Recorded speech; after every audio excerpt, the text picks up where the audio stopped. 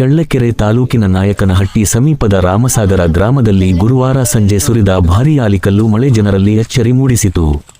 ಮಳೆಯೊಂದಿಗೆ ಬಿದ್ದ ದೊಡ್ಡ ಗಾತ್ರದ ಆಲಿಕಲ್ಲುಗಳು ಭೂಮಿಯನ್ನು ತಂಪಾಗಿಸಿದರೆ, ಜನರಿಗೆ ಬೇಸಿಗೆಯ ಬಿಸಿಯಿಂದ ತುಸು ನಿರಾಳತೆ ನೀಡಿದವು. ಆದರೆ ಇದೇ ವೇಳೆ ರಾಮಸಾಗರ ಗ್ರಾಮದ ಕೃಷ್ಣ ಎಂಬುವರ ದಾಳಿಂಬೆ ತೋಟದಲ್ಲಿ ಬಿದ್ದ ಭಾರೀ ಗಾತ್ರದ ಆಲಿಕಲ್ಲುಗಳ ವಿಡಿಯೋ ಸಾಮಾಜಿಕ ಜಾಲತಾಣಗಳಲ್ಲಿ ವೈರಲ್ ಆಗಿದೆ. ತೋಟದೊಳಗೆ ಬಿದ್ದಿದ್ದ ದೊಡ್ಡ ಗಾತ್ರದ ಆಲಿಕಲ್ಲುಗಳನ್ನು ಗ್ರಾಮಸ್ಥರು ಮೊಬೈಲ್ನಲ್ಲಿ ಚಿತ್ರೀಕರಿಸಿ ಹಂಚಿಕೊಂಡಿದ್ದು, ವಿಡಿಯೋಗೆ ಸಾರ್ವಜನಿಕರಿಂದ ವ್ಯಾಪಕ ಪ್ರತಿಕ್ರಿಯೆ ವ್ಯಕ್ತವಾಗಿದೆ. ಆಕಸ್ಮಿಕವಾಗಿ ಸುರಿದ ಆಲಿಕಲ್ಲು ಮಳೆಯಿಂದ ಕೆಲ ಕೃಷಿ ಬೆಳೆಗಳಿಗೆ ಹಾನಿಯಾಗಿರುವ ಸಾಧ್ಯತೆ ಇದ್ದು, ರೈತರು ಆತಂಕ ವ್ಯಕ್ತಪಡಿಸಿದ್ದಾರೆ. ಸ್ಥಳೀಯರು ಇಂತಹ ಆಲಿಕಲ್ಲು ಮಳೆ ಅಪರೂಪವಾಗಿ ಕಾಣಸಿಗುತ್ತದೆ ಎಂದು ತಿಳಿಸಿದ್ದಾರೆ.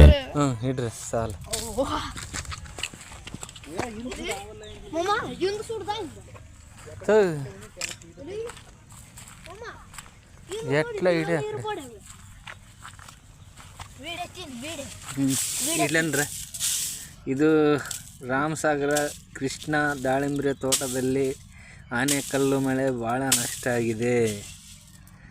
ಆನೆಕಲ್ಲು ರಾಶಿ 20 kg 50 kg ರಾಶಿಗಳು.